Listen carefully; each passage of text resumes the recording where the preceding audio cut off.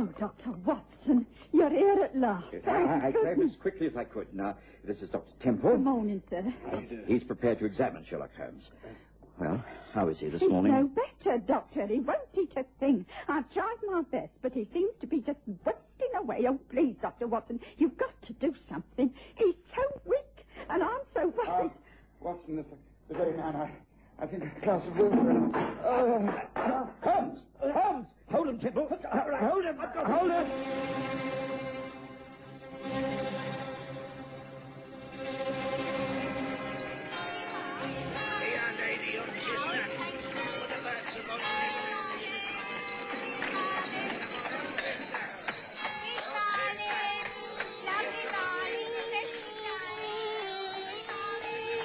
We present the Stories of Sherlock Holmes.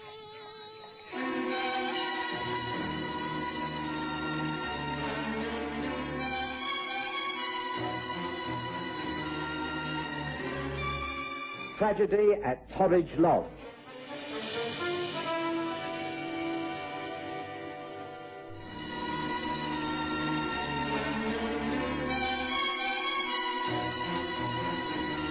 Sherlock Holmes had been overworking. I'd warned him repeatedly that he could not continue to live as he was doing.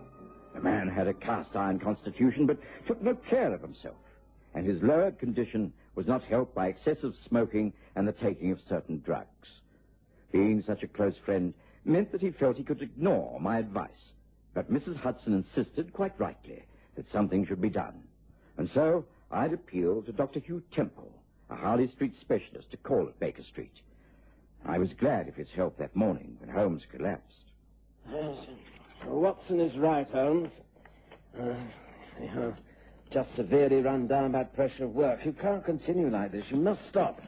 If you carry on, it will result in a complete breakdown.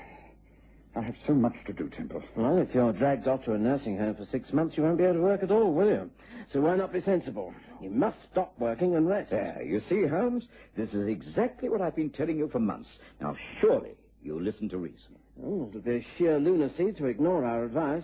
Oh, very well. What do you recommend? A complete change. Are you able to take a few weeks off, Watson? Yes, I have leave due to me. I could always get a locum doctor to take over my practice for a while. Splendid, then do so. Take Holmes right away. Look, I know of a small cottage down near Tintagel, a place called Torridge Cove. I think I can get it for you. It's ideal. Peace, quiet, long walks along the cliffs, sea air, good Cornish food. What do you say, Holmes? Shall I arrange it for you?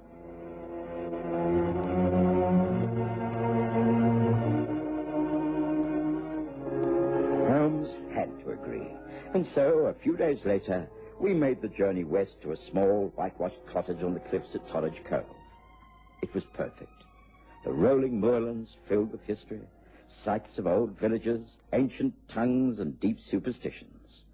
Holmes relaxed immediately, and within a short while, his health began to improve. We met many of the local people, including the vicar of St. Agnes's, one Humphrey Hogg. The Reverend was a large, affable man, intensely interested in his parish and steeped in Cornish folklore. He was very friendly with the squire and the landed gentry, including Alan Witheridge and his brother Martin, who lived at Torridge Lodge. It was the vicar and Alan Witheridge who called upon us early one fine spring morning. Oh, I'm sorry if I'm calling at a very early hour. The fact is that something most tragic has happened at Torridge Lodge. I can only regard it as an act of providence that you have been sent down here at this particular time, Mr. Holmes. I cannot think of another man in all England better served to help us. With respect, Vicar, Mr. Holmes has been ordered to rest. He's been told not to work in any way. Now, Watson, I've been very patient up until now. But I must be able to make my own decisions. Now, pray, let us hear what these gentlemen have to say. Do please be seated. Oh, thank you. I think you can explain more clearly than I can, Reverend. I'm altogether too upset to speak. Very well. My friend here is in some sort of shock and small wonder. You see, he spent last evening in the company of his brother Martin and his wife June up at Torridge Lodge. They played cribbage and Alan departed about 10:30. This morning he received an urgent message to go up to the lodge. There he found his brother and wife exactly as he had left them the night before. But both were dead. Seated by the fire, a tea tray, cups, etc. laid out before them, and both with a look of sheer terror on their faces. They appear to have died of fright. Died of fright? Is that the official medical verdict? Alas, no. We shall have to wait for the post-mortem results, but that is how it appears.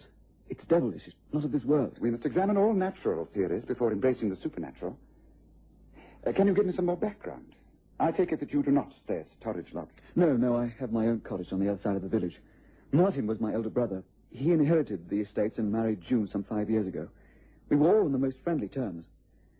I was out walking early this morning when I met the local doctor in his carriage. He said he'd been called up to the lodge by old Mrs. Ives, the housekeeper. She'd sent a message for help and he was on his way. So naturally, I joined him. When we got there, we went straight to that dreadful front room. The doctor said they had been dead for at least 8 hours. There were no signs of violence. Everything was orderly. There was a tray with cups and milk. They always made themselves a hot drink at night. The kettle still stood in the hearth, above the ashes in the grate. Nothing had been disturbed, but both their faces were contorted as though in sheer terror. Eyes open, staring, mouths slack and lips twisted. Oh, it was horrible. Even the doctor staggered back in a near faint. Was there an aroma, a smell of any kind? Strange you should ask that. I think there was a faint smell of something like eucalyptus. I'm not sure. My mind was so taken up by the sight of my brother and sister-in-law.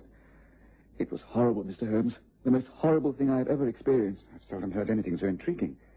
I should like to go over to Torridge Lodge straight away. Are you coming, Watson?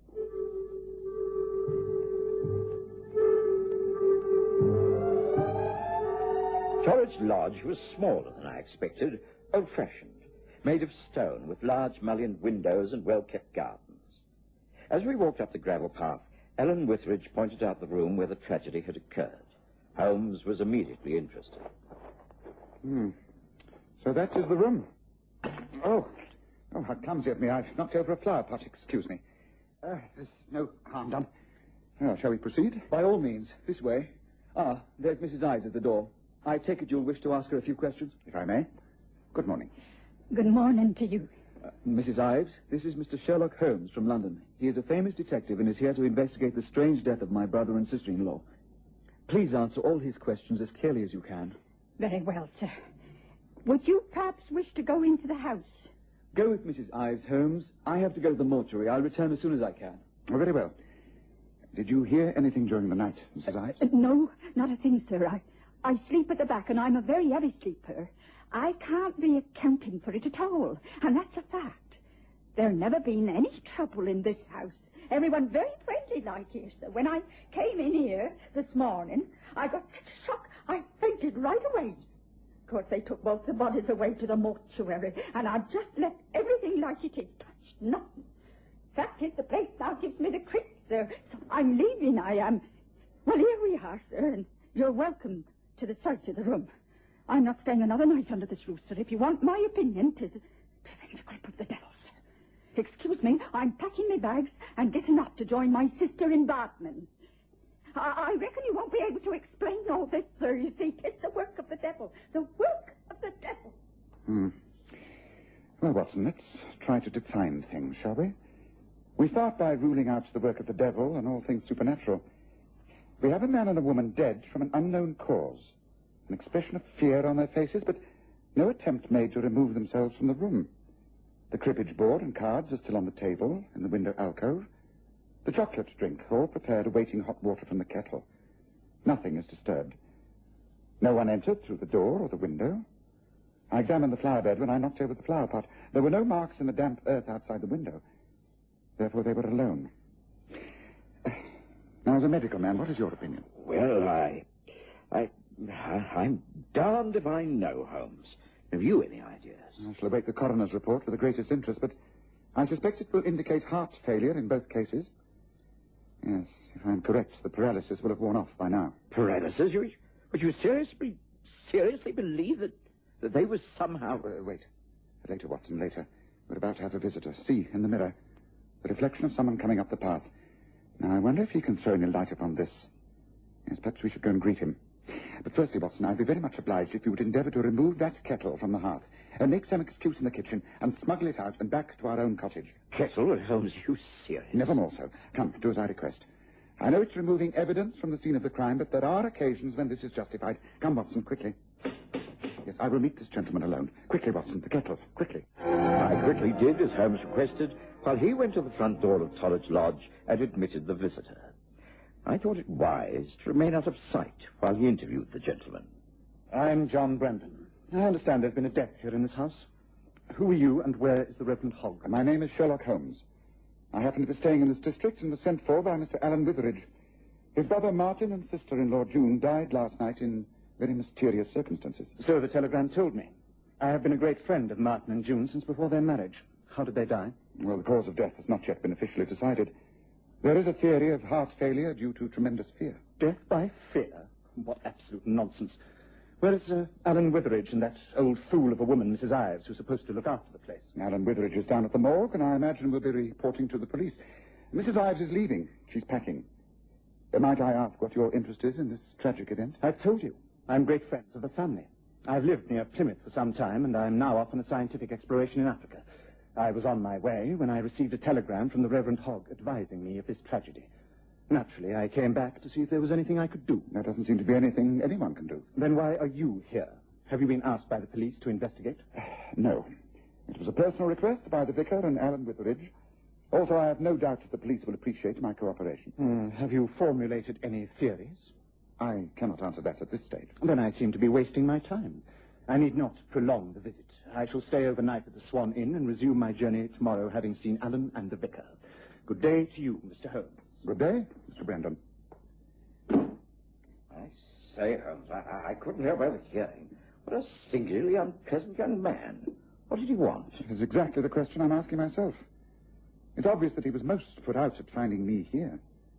His name is John Brandon, and he's a scientist of some sort. I feel I shall have to do some investigating into his activities. He could be far more important than appears.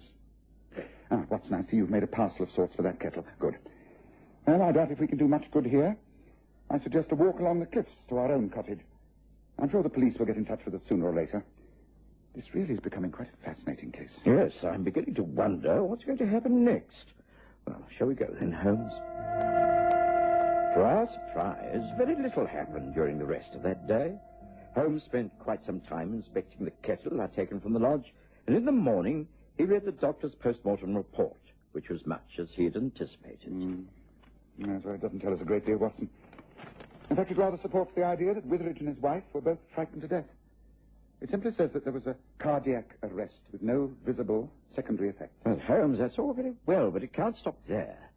There must be more in it than ordinary heart failure. Hang it all, two people can't die of natural causes at exactly the same time. Now, what caused the attack? Well, that's something that must now be decided at the coroner's inquest. I have a theory, but it's not substantiated by any data. This man, John Brandon, might well be the answer to many questions. I've sent a few telegrams off to London. Expect replies very shortly. Who did Brendan say he was? I heard him say he was a friend of the family, but not much else. He's a scientist, an explorer, and an adventurer. On the face of it, he doesn't seem to have much in common with a quiet, domestic Cornish family, now does he? Indeed, no. The only part of Cornwall is the last place I'd expect such a man to settle down. Seems he has a house near Plymouth, which he uses as an experimental laboratory. He finds it easier to conduct his researches while living in the country. Researchers? Well, what sort of research? Well, now I think we may be getting near to the crux of the matter. Oh, and speaking of experiments, I think the time has come for me to try one. Would you be prepared to help? Oh, yes, of course. If it will help clear up this mysterious affair, then I shall only be too pleased. I think I must warn you that this could be dangerous, but it's vital that I find out certain facts. We've faced plenty of danger together before this, Holmes. Now, please, carry on. Explain what I have to do. You don't have to do anything, except close all the windows and settle yourself down in that armchair. There's a fire glowing in the grate, as you will observe, and I've filled the kettle with water. I shall now place it on the fire, and as though we were about to have a cup of tea. It's not a bad idea. I could do with a cup myself. Shall I fetch the tea thing? Not yet, Watson, not yet. Well, windows are all closed. What now? Now, we wait for the water to boil, Watson. And while it does, let me remind you of a few facts. One is that Martin Witheridge and his wife, June, always took a hot drink in the evening before retiring. You will recall that it was many hours after their death, some 8 hours before anyone entered that room at Torridge Lodge. When Mrs. Ives entered, she felt faint. The doctor was quite overcome, And Alan Witheridge said he detected a faint smell of eucalyptus. Well, surely this points to a poisonous atmosphere. 3 things must be remembered. The hot drink, the smell of eucalyptus and the stuffy atmosphere, and the twisted look of terror on the faces of the victims. You follow me so far? Yes. You mean that in some way the boiling of the water... I say, Holmes, do I begin to... No, is it my imagination, or... Can I faintly smell something like eucalyptus? I think you may well, Watson. The water's beginning to boil in the kettle. It's at this stage that I think Mrs. Witheridge got up to remove the kettle from the fire. Then she just had time to place it in the hearth before collapsing in her chair. But oh, gracious, Holmes, I've taken a few breaths, and yet get out, Watson. Get out. My brain, it's whirling. It's for my eyes. Don't waste breath. The door. Get to the door. No, I can't see much. Tug's full. Oh, help me, Watson. I can't move. I've got to. Holmes, come on. Help you. I've got to get you out. Got to get out.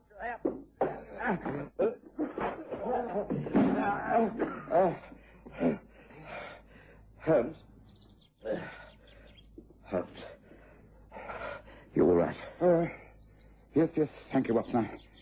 I'm sorry. I should never have tried that experiment. It was far too dangerous. I would never have got out of that room without your help.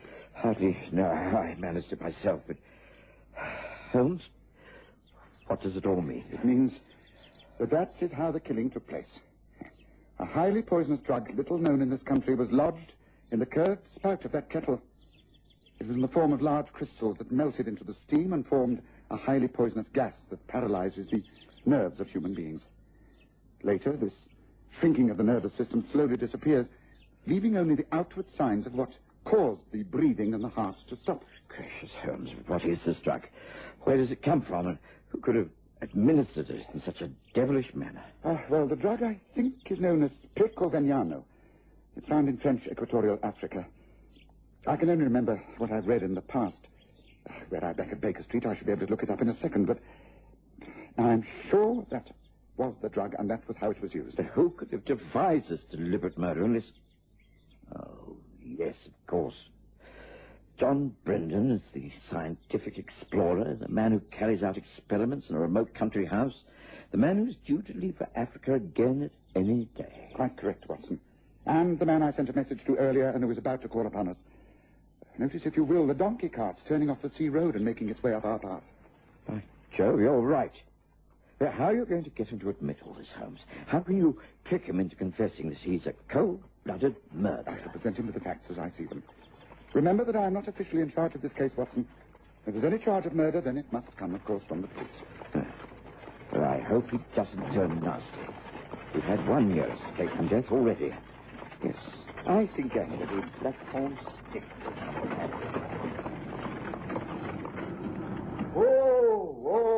That's it. Afternoon. I had a message at the Swan that you wanted to see me, Mr. Holmes. And might I ask who this gentleman is who suddenly appears in the doorway with that heavy stick? My name is John Watson, and I'm prepared to give a good account of myself if you're out to cause trouble, Brendan. Oh, like that, is it? Please, this is not necessary. Thank you for coming over, Brendan. I'm sorry I can't ask you inside, but I've been conducting a certain chemical experiment, which has left the room in a state where I cannot receive visitors. You are aware of the effects of Pecoveniano when it is dissolved in steam, of course. What do you mean? Oh, come. You are a scientist and an explorer. In a district as remote as this, there must be some person familiar with this poison. Look here, Holmes. Are you accusing me of using an obscure African poison to kill Martin and June Witheridge? Because if you are, then you have got the wrong man. However, since we last met, I've been doing a great deal of investigating on my own behalf. I think I know exactly what occurred the other night, and I think I can prove it. Will you listen to my theory, Mr. Holmes, and then act upon it? Will you? I left the 2 men alone in the garden and tried to clear our cottage of the noxious fumes that nearly paralyzed us. I'd barely done this when Holmes came in with the news that we were to depart for Torridge Lodge. Alan Witheridge, John Brendan, and the Reverend Humphrey Hogg were expected, and Holmes insisted upon taking the offensive kettle with him. Once in the lodge, we persuaded Mrs. Ives, who was on the point of leaving, to arrange for tea to be taken into the sitting room. The kettle was filled and placed on a trivet by the fire. Our guests arrived. Alas, my poor parish seems to be the haunt of the devil. The local folk are talking of black magic being used. 'Tis a sorry day for Torridge Cold. I think the matter will soon be cleared up, Vicar. Pray take a seat. And you, Mr. Witheridge, there by the fire. But, that was the chair my brother died in. You shouldn't be afraid of the past, Alan. I will take this one that June always had. I have nothing to fear. Are we taking tea, Holmes? Why not? It's all laid out. Perhaps, Watson, you'd be good enough to place the kettle over the fire. Well, yes.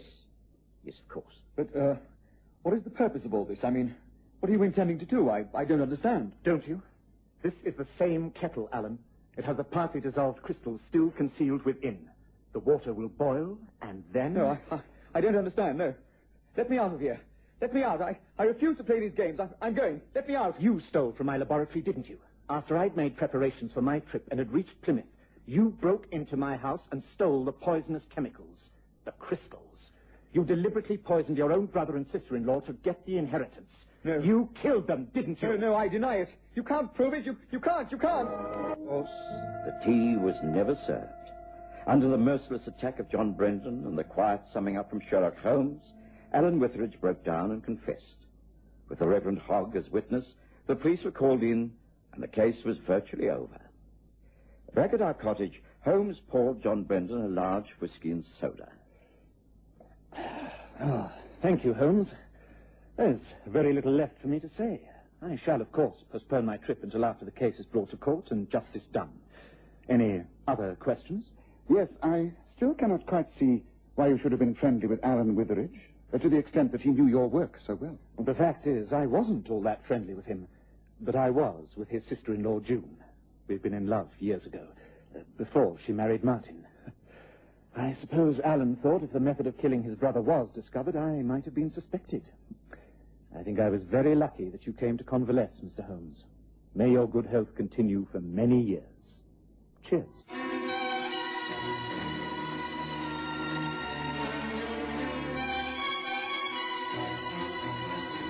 Listen again next Sunday to The Stories of Sherlock Holmes, with Graham Armitage as Holmes and Kerry Jordan as Dr. Watson.